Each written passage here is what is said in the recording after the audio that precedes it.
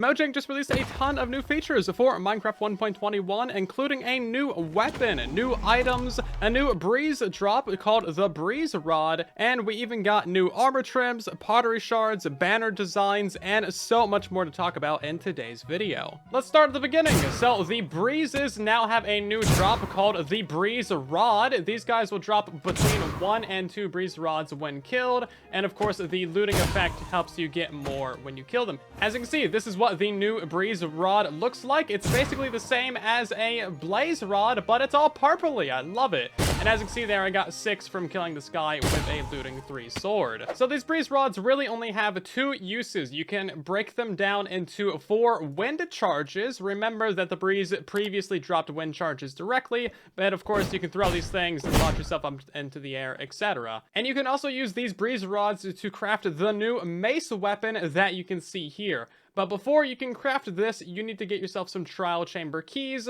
from defeating the trial spawners. Once you have a trial chamber key, you can use that on a vault, which will then have the possibility of giving you the other item you need to craft the mace. Now, we didn't get it that time, but as you can see, the loot for these things has changed significantly, and we'll talk more about that a little bit later on. Oh, that is a gross sound.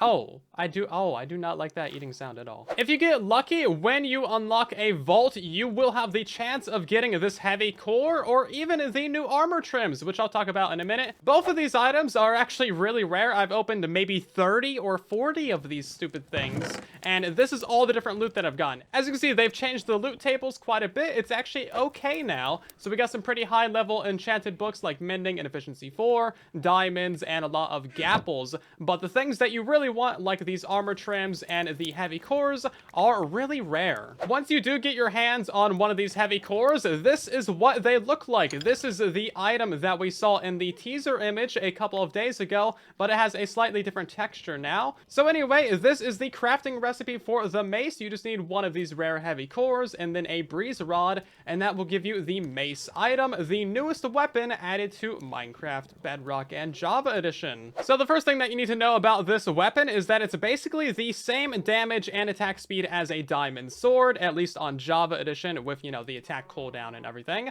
So basically, if you crit a cow, you can one-hit it. So it's actually a pretty decent, strong weapon. Now, this mace has some special abilities. It is a super heavy weapon, meaning that if you fall and attack something, it's gonna get a knockback effect, and everything in the area is actually gonna get knocked back as well. So if we fall and attack this middle armor stand right here, as you can see, everything in the area gets knocked back, and that is actually really impressive. That was maybe a 15 block fall, and everything in the area got a supreme amount of knockback from that. The inner armor stands went back like 6 blocks. That is actually really good. Important note when using the hammer, if you get a successful hit, it negates all fall damage, so you're not going to take damage as long as you actually hit something with the hammer, which adds quite a bit of strategy and challenge to it, and I really like it. Now, it's important to note that the further you fall, the more damage you do, and there is no real upper limit to this, it seems. So if you drop from world height and crit a warden,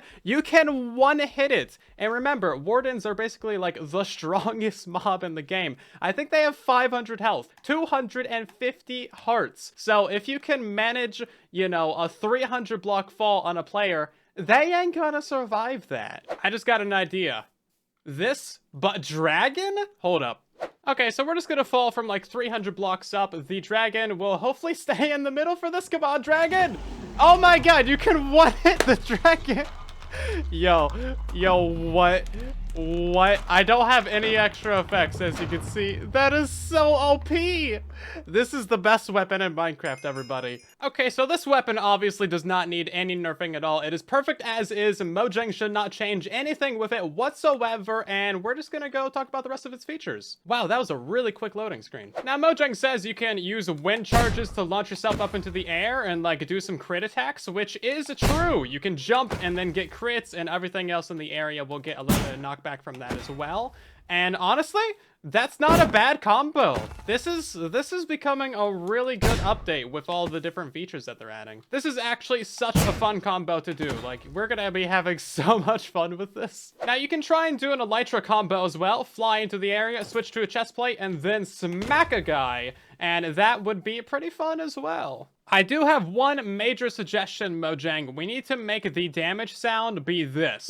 Now, obviously, this is just like a plain and simple feature change, and I think we can all get behind it. Bonk hammer is best hammer. Okay, but for real though, the regular damage sound, not really that great. We should definitely get something heavier, like a giant metal clunk or something. Now, of course, this thing is going to take durability damage just like any other weapon that you use, but you can repair it in an anvil using the breeze rods, which is pretty cool, actually. Bad news, gamers. As of right now, you cannot enchant the mace, and not even in an enchanting table, and especially not in an anvil. So I tried all the different sword enchantments that there are. So you can't do mending, you can't do unbreaking, you can't do fire aspect, or knockback, looting, sharpness, smite, band of arthropods, or sweeping edge. There is nothing for this mace enchantment right now. This might be because they're going to add enchantments specifically for the mace, like a larger knockback, or I don't know, some other little feature to it. Or maybe this is a bug, because it definitely seems like we should at least get unbreaking and mending on this, because those two enchantments go on like literally everything. You can put those on shears. So if we can't put those on a mace, that's going to be a little bit weird. Now, I'm leaning towards a bug for this, because even if you try to enchant it via commands, it just says it doesn't support enchantments. So it seems like they just haven't added enchantment features yet. Yeah, I'm definitely leaning bug with this one, because if they really want you to use the breeze rods with these things, then it's going to get too expensive over time. I've only repaired this one like 4 times, and it's already costing 8 levels. So you're not going to get that many repairs out of it if they're forcing you to use an anvil. That's why I'm thinking it's just a bug, and we'll be able to enchant it very soon. Mojang's also added 2 new banners to Minecraft 1.21, so you can get 2 new banner patterns called Guster and Flow from the trial vaults and the trial chambers. If we put that onto a banner, this is what Flow looks like, and this is what Guster looks like. As you can see, Guster is the breeze, and Flow is this nice swirly little thing, and here you can see those on the shield as well, looking pretty nice. I really like this one. He's got them angry eyebrows. I think the drop rate for these banner patterns needs to be increased just a little bit, because again, I activated like 30 of these vaults and didn't see a single one of these banner patterns. Mojang has also added 2 new armor trims to 121, Bolt armor trim and Flow armor trim. You get both of these from unlocking the vault and the trial chambers, and as you can see, this is what the Bolt armor looks like. Honestly, pretty cool. It's very detailed. There's a lot of stuff happening here,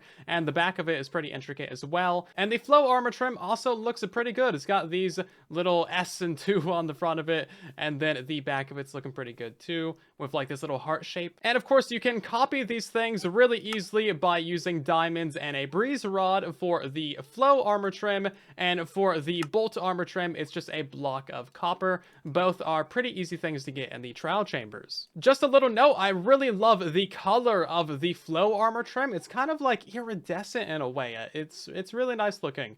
And of course, this one's just like copper, because we needed more copper things in Minecraft. There's now officially 18 different armor trims in Minecraft, and they're probably going to keep adding more every time we get a new structure. Mojang's added another 3 pottery sherds to 121 as well. We have the Flow sherd, the Guster sherd, and the Scrape sherd as well. And as you can see, this is what the pots and the items look like. So we have the swirl from the breeze mob, the actual breeze mob itself, and then just a good old axe. Give this to some vindicators next Valentine's. I'm sure they would really appreciate it. So of course you get these new sherds from the trial chambers, and as you can see, they actually appear on the decorated pots in the trial chambers. Now there can be a lot of pots, but only in certain areas of this place, and of course when you break them, you're going to get items from them, and possibly also the sherds as well.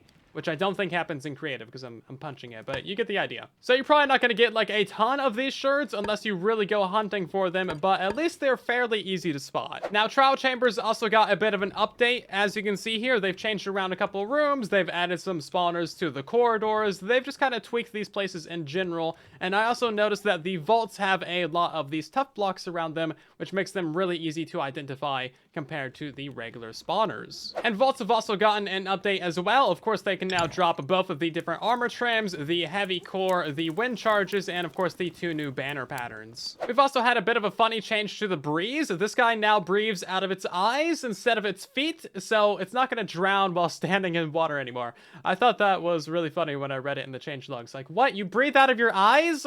I mean, I guess it makes sense. You don't have a mouth, but why were you breathing out of your feet? That just...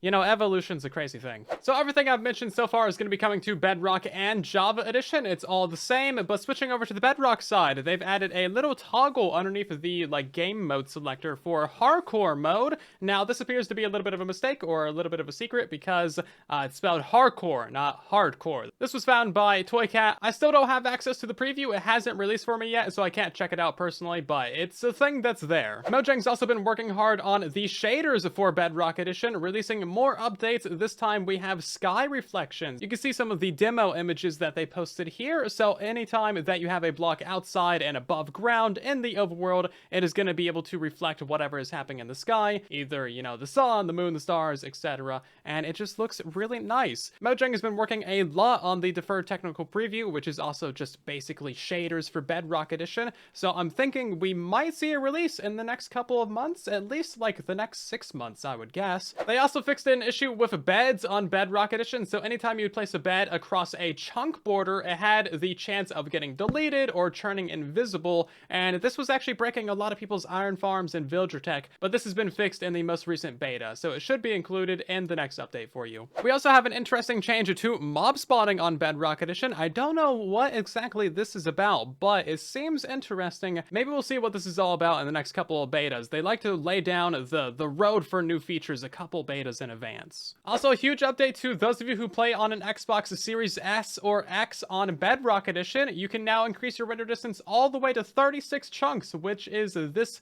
distance right here. Honestly, pretty sizable. I don't even play with this, and I have a 3080. I play on like 28. But you know what? Just to flex a little bit, we can go up to 96 chunks. Console, you may be good, but you ain't this good yet. I'm just unnecessarily flexing because I don't know.